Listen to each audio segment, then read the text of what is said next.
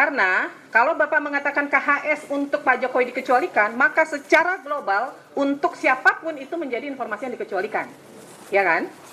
Uji konsekuensi yang Bapak lakukan, kenapa kemudian harus melibatkan masyarakat? Masyarakat akan, Bapak harus kasih dasar-dasarnya apa yang menjadi pertimbangan.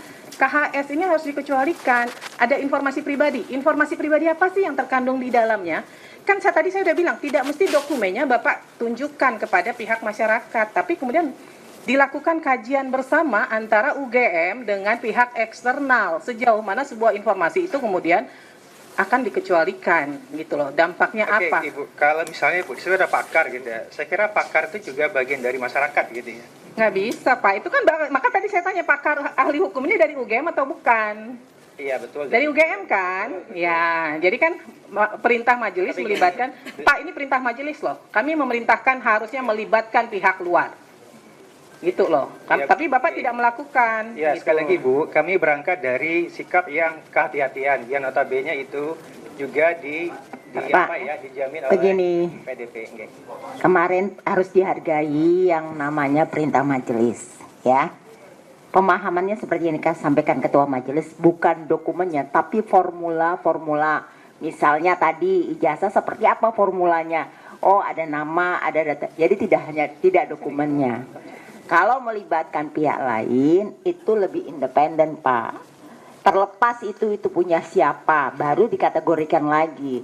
Jadi ketika perintah majelis, kalau Bapak kemarin tidak sepakat, Bapak bahasnya kemarin. Jadi supaya lebih cepat persidangan hari ini, kita melihat beranggapan pertama Bapak tidak menghargai perintah majelis. Ya kan? Kan tidak harus dokumennya. Kita dalam hal ini melihat dokumen itu tidak membedakan pemilik siapa. Ya kan? Jadi nggak usah berdiskusi dalam arti yang di sini saja Bapak memperlihatkan bahwa tidak independen, ya kan, untuk melihat suatu persoalan. Jadi kalau kemarin perintah majelis ada melihat bahwa ini kalau melibatkan pihak eksternal, maka kajiannya lebih independen. Bukan lebih lagi, memang independen. Tidak harus dokumennya, tapi formula. Kalau ada ijazah seperti ini, kalau KHS data apa saja, tanpa memperlihatkan. Itu. Kasih. Apa boleh menanggapi atau? Izin Bu Ketua.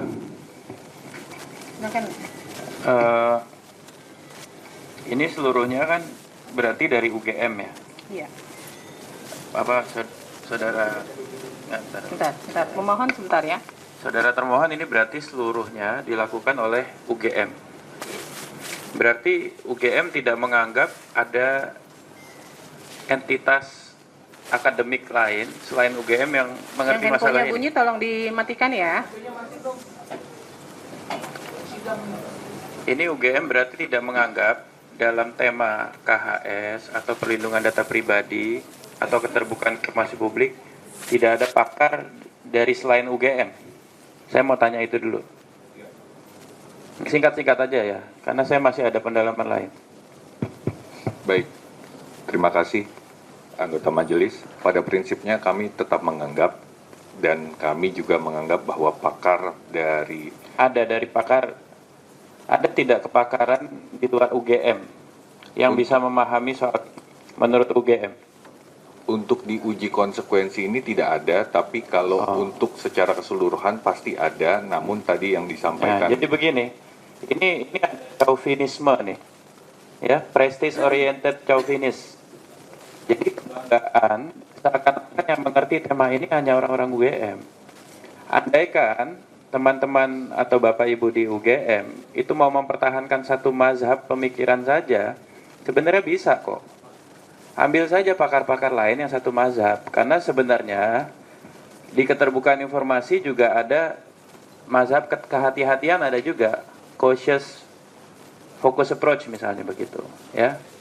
Kalau mau ambil kehati-hatian, katakanlah misalnya UGM mempertahankan ini sebagai suatu hal yang jadi data pribadi. Tadi Bapak bilang, Bapak orang fakultas hukum,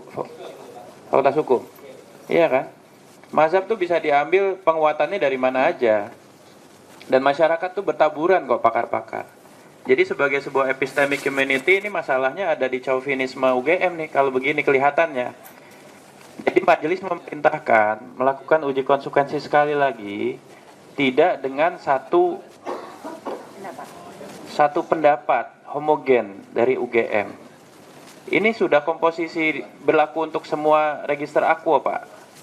Gitu. Tapi kalau Bapak menganggap hanya UGM yang mengerti masalah ini masalahnya di UGM keseluruhan berarti. Ini masalah prestige oriented chauvinism. Ini chauvinisme model akademik. Ya Pak ya. Ini andaikan Bapak mau mempertahankan satu pendapat pun, ambil dari luar UGM, itu perintah majelisnya. Gitu. Sehingga pendapat Bapak itu lebih kuat.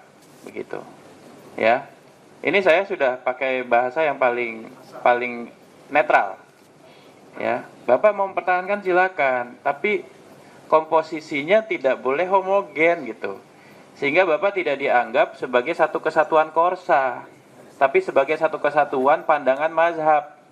Oke, Bapak anggap ini sebagai suatu hal yang harus dikecualikan, nggak apa-apa. Di luar pun banyak pakar-pakar yang bisa membenarkan itu. Gitu loh. Gitu loh Pak, maksudnya. Dan tadi Ibu Ketua Majelis sudah sampaikan, jangan anggap ini sebagai satu case individu. Perlakuan Bapak terhadap semua pemilik dokumen tertentu, informasi tertentu di UGM begini, begitu loh. Dan itu didukung oleh perspektif apa? Ada tanggapan? Izin majelis menanggapi, kami tidak mempertahankan mazhab, tapi alasan kami tadi adalah kami mematuhi prinsip kehati-hatian kami. Iya, kehati-hatian itu tadi saya sebut salah satu mazhab. Cautious focus approach itu salah satu mazhab.